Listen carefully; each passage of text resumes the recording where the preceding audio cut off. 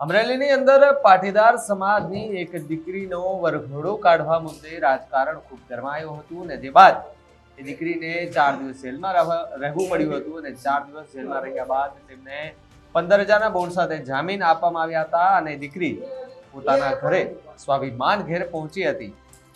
એ ઘટનાને લઈને હજુ પણ રાજકારણ ખૂબ ગરમાયો છે અને જેને લઈને સુરતની અંદર આમ આદમી પાર્ટી દ્વારા એક સભા યોજવામાં આવી હતી, જેમાં આમ આદમી પાર્ટીના નેતા ગોપાલ ઇટાલિયાએ પોતાની જાતને સ્ટેજ પરથી કેમ પટ્ટા માર્યા એને લઈને ખુલાસો કર્યો છે અને કહ્યું કે અમરેલીની દીકરીને ન્યાય ન અપાવી શક્યો, માટે મેં પોતાની જાતને પટ્ટા માર્યા। મને એમ થયું કે આ કઈ રીતે શક્ય છે કે ગુજરાતમાં કોઈને ન્યાય જ ન મળે। હજારો વખત લોકોને મળવાથી, અરજીઓ કરવાથી અને કોર્ટમાં જવાથી પણ આજે ગુજરાતના લોકોને ન્યાય મળતો નથી અને દરેક ઘટનાના અંતે ભાજપના માણસો જનતાની ક્રૂર મજાક ઉડાવતા હોય છે અને ઘટનાઓ માટે અમે લડત લડ્યા છે, આવું આમ આદમી પાર્ટીના નેતા ગોપાલ ઇટાલિયા દ્વારા કહેવામાં આવ્યું છે। સાથે સાથે વધુ પણ કહ્યું છે કે કોઈ ઘટનામાં કોઈને ન્યાય નથી મળ્યો, કોર્ટ કચેરીના ધક્કા ખાઈને પીડિત ન્યાયની આશા પણ છોડી દે છે। ગુજરાતના લોકો જાગશે ત્યારે ગુજરાતમાં ન્યાયને કોઈ રોકી નહીં શકે અને અન્યાય માટે કોઈ સ્થાન પણ નહીં હોય। પહેલા એ વિડીયો જુઓ કે જેમાં ગોપાલ ઇટાલિયાએ સ્ટેજ પરથી પોતાની જાતને પટ્ટા માર્યા હતા। એ નક્કી કર્યું છે કે અમે ન્યાય નથી અપાવી શક્યા દીકરીને, અને એટલે દીકરીને જે પોલીસે પટ્ટા માર્યા છે એ પટ્ટા આજે હું ખાઈશ જાહેરમાં, અને મેં નક્કી કર્યું છે કે આ દીકરીના પટ્ટા માર્યા છે એ પટ્ટા મને મળવા જોઈએ અને ગુજરાતનો આત્મા જાગવો જોઈએ।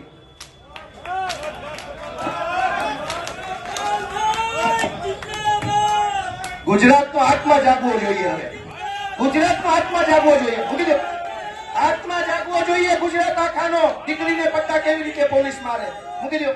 આમ આદમી પાર્ટીના નેશનલ જોઈન્ટ સેક્રેટરી ગોપાલ ઇટાલિયાએ એક વિડીયોના માધ્યમથી ગંભીર મુદ્દા પર પોતાની વાત રજૂ કરતા જણાવ્યું કે છેલ્લા કેટલાય સમયમાં ગુજરાતમાં અનેક ગંભીર ઘટનાઓ બની છે। બોટાદના લઠ્ઠા કાંડમાં 50થી વધુ લોકોના મૃત્યુ થયા, મોરબી કાંડમાં 150થી વધુ લોકોના મૃત્યુ થયા, હરણી કાંડમાં અનેક બાળકોના મૃત્યુ થયા, તક્ષશિલામાં બાળકોને મૃત્યુ થયા હતા, રાજકોટની ગેમ ઝોન કાંડ અને એ લોકોના મૃત્યુ થયા, કાંકરિયા રાઇટ્સ કાંડમાં લોકોના મૃત્યુ થયા, દાહોદની દીકરી સાથે બળાત્કારની ઘટના બની, જસદણમાં દીકરી સાથે બળાત્કાર થયો। જો ઘટનાઓની વાત કરીએ તો આવી હજારો ઘટના બનતી હોય છે અને આ ઘટનાઓના પીડિતોને ન્યાય અપાવવા માટે હું અને અમારી પાર્ટી કાયદાકીય અને સામાજિક રીતે અનેક વખતથી લડતા આવ્યા છીએ। આ દરમિયાન અમે કલેક્ટરને મળીએ છીએ, એસપીને મળીએ છીએ, પીઆઈને મળીએ છીએ।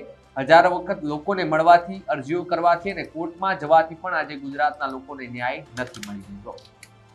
દરેક ઘટનાના અંતે ભાજપના માણસો જનતાની ક્રૂર મજાક ઉડાવતા હોય છે, એવી વાહિયાત નિવેદનો આપતા હોય છે ને પોલીસ સરકારી જવાબ આપે છે, કોર્ટ કચેરીના ધક્કા ખાઈને પીડિત ન્યાયની આશા પણ છોડી દે છે। આવું અનેક વખત બનતું હોય છે।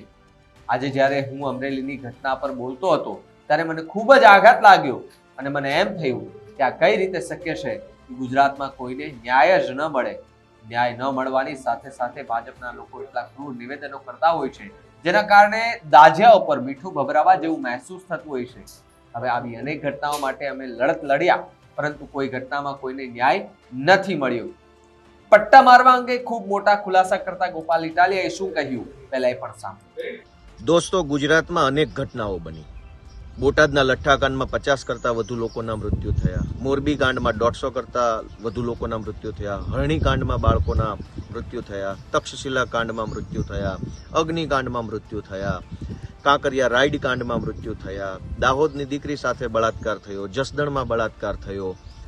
દોસ્તો, ઘટનાઓ જો કહેવા બેસીએ તો હજારો ઘટનાઓ રોજ બને છે।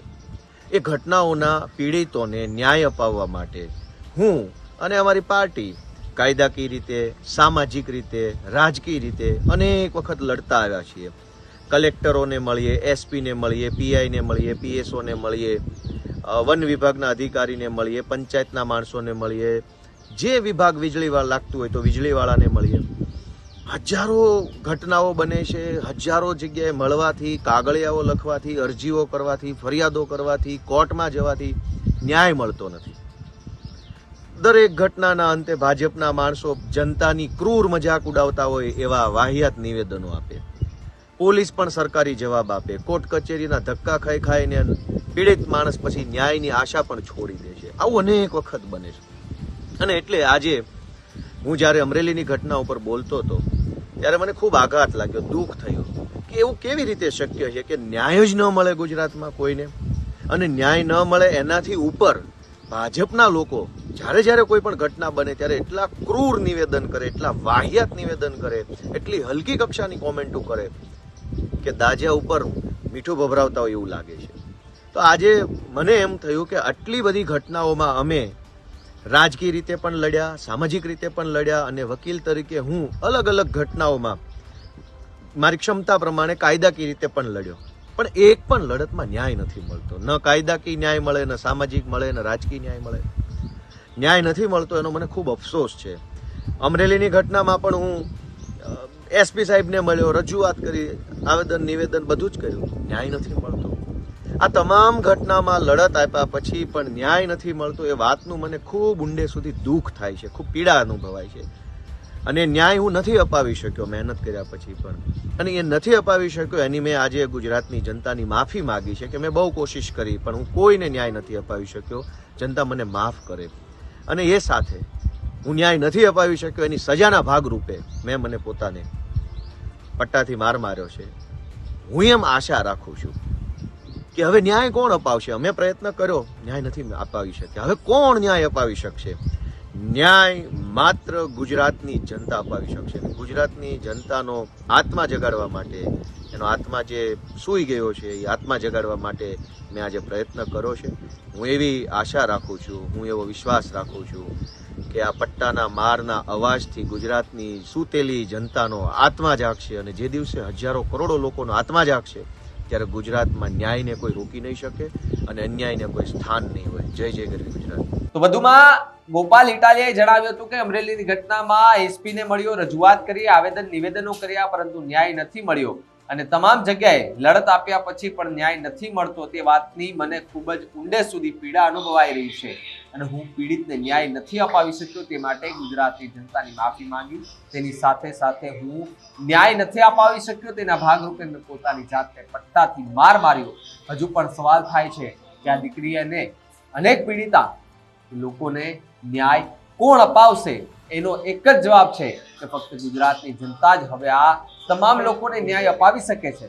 ગુજરાતના લોકોની જે આત્મા સૂઈ ગઈ છે તેની આત્માને જગાડવા માટે આજે મેં પ્રયત્ન કર્યો છે. હું આશા રાખું છું અને મને વિશ્વાસ છે કે આ પટ્ટાના માળથી ગુજરાતની સૂતી જનતાનો આત્મા જાગશે, અને જે દિવસ હજારો, લાખો અને કરોડો લોકોની આત્મા જાગશે ત્યારે ગુજરાતમાં ન્યાયને કોઈ રોકી નહીં શકે, અને ગુજરાતમાં ન્યાય માટે કોઈ સ્થાન પણ નહીં હોય. આવું નિવેદન સ્ટેજ પરથી આમ આદમી પાર્ટીના નેતા ગોપાલ ઇટાલિયા દ્વારા કહેવામાં આવ્યું છે. આ મુદ્દે તમારું શું કહેવું છે અમને કમેન્ટ કરીને ખાસ જણાવજો.